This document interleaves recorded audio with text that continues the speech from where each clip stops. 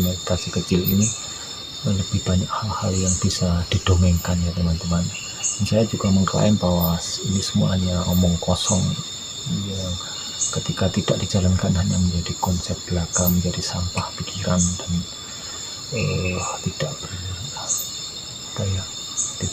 tidak berguna ya teman-teman. Jadi ketika teman-teman menganggap ini seperti itu, ya abaikan saja teman-teman. Saya hanya akan berbagi dan bercerita saja. Itu kemarin sampai di ini ya, pengalaman paling mencekam dalam sebulan itu ketika saya menemukan perasaan menekan yang di dada ya teman-teman. Jadi saya mendapat satu sensasi. Yang pertama kemarin adalah secara visual seperti orang mimpi, terus pendengaran orang banyak seperti kita berada dalam hajatan. Itu bisa diabaikan ya teman-teman. Memang di saat mendapatkan sensasi itu juga kita pun setengah sadar.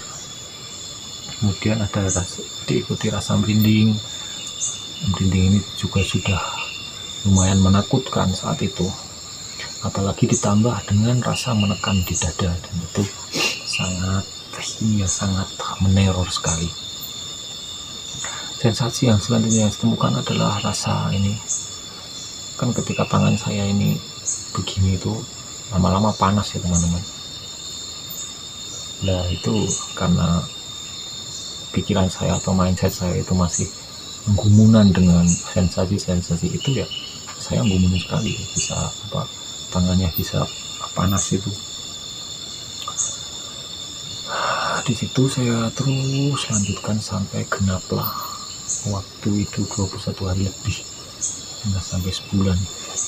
Saat itu saya melakukan meditasi di dalam gua ya teman-teman. Tapi teman-teman jangan berpikir itu adalah gua di tengah hutan, di tengah alas dan lain-lain. Itu gua tempat ini ya, sebuah tempat wisata religi. Karena di dalam gua itu suasananya sangat sepi, apalagi kalau malam tidak ada orang. Kalau siang ramai, kalau malam tidak ada orang di situ. Tapi kalau dipikir-pikir lagi itu suasananya malah menakutkan teman-teman. Bayangkan saja di dalam gua sendiri di merem, kan tahu-tahu kalau tiba-tiba ada hantu atau gimana, itu sebenarnya menakutkan kalau dipikir-pikir lagi. Akhirnya proses itu selesai dan saya kemudian berusaha mencari apa yang saya dapatkan di dalam sebulan itu.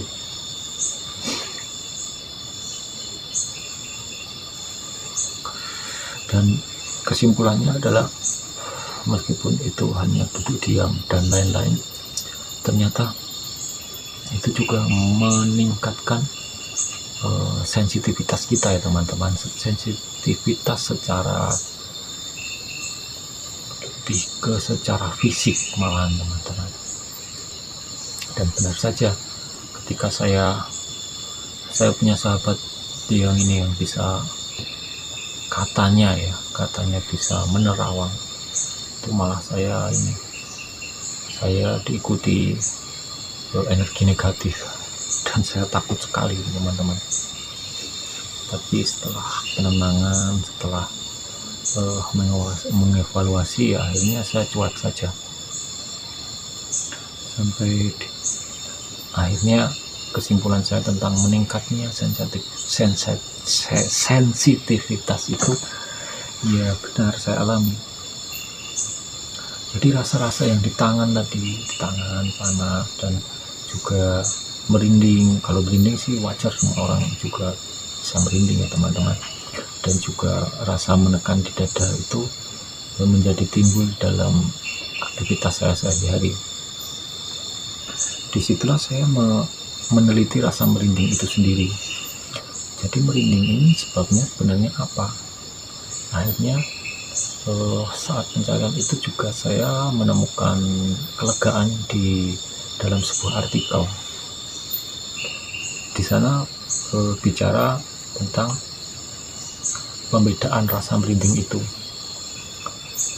yang intinya itu sebenarnya kamu itu diri kita itu merinding karena takut atau merinding karena sesuatu yang lain. Karena asal rasa merinding itu kan dari, bisa dibilang bisa dari penghayatan dan juga bisa dari gesekan energi dan hal semacamnya itu. Contoh penghayatan itu ketika kita melihat konser terus sangat bagus, sangat menghayati, terus kita bisa sampai merinding. Di sisi lain perasaan merinding karena penghayatan lain, misalnya takut karena gelap dan lain-lain. Jadi kemudian saya memvalidasinya teman-teman dengan rasa merinding itu. Saya uji ke tempat gelap teman-teman. Siangnya saya ke tempat itu, di siang hari saya tidak merinding, saya bisa melihat kebun, saya bisa melihat pohon terang, tidak ada apa-apa, tidak ada ancaman dan lain-lain. Nah ketika malam saya ke situ, terus di situ saya teliti, saya ini sebenarnya hanya takut gelap atau memang hanya merindingnya itu ada sebab. Setelah saya meneliti rasa merinding itu,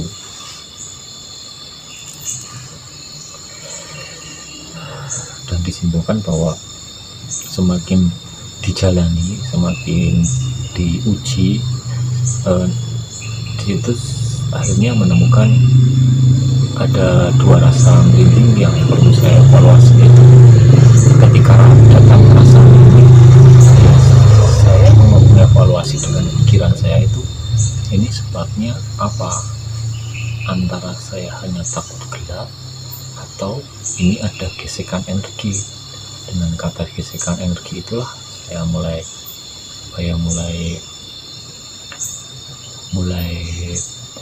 berani menyimpulkan ketika ada rasa merinding itu semakin netral ya teman-teman. Dengan pemahaman itu menjadi semakin netral. Sejak pengalaman itu jadinya ketika malam berjalan itu yang merinding karena kegelapan itu makin tereliminasi. Jadi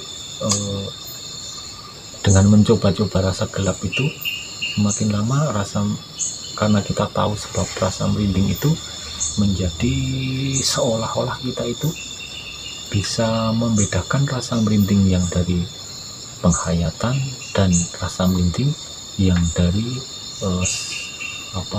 fenomena alamiah yang ada di kondisi alamiah yang ada di tempat itu.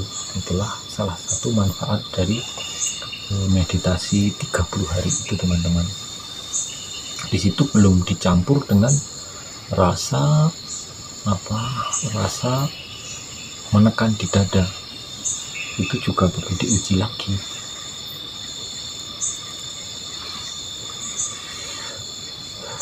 Itu teman-teman salah 2-3 hasil dari meditasi selama sebulan itu. Dan ini hanya akan menjadi omong kosong ketika tidak dijalani ya teman-teman. Dan saya harap ada manfaatnya dari cerita saya ini. Rakitung cuma hiburan, cuma pemahaman baru, silahkan diambil sisi positifnya saja. Saya sudah menempati janji saya mengupas pengalaman tentang proses belajar meditasi. Kita akan lanjutkan di konten selanjutnya. Silahkan ditunggu tentang kelanjutan dari proses meditasi sebulan tadi teman-teman. Untuk konten kali ini sampai di sini dulu. Silahkan digunakan kolom komentar untuk berdiskusi. Jangan lupa di subscribe dan di share biar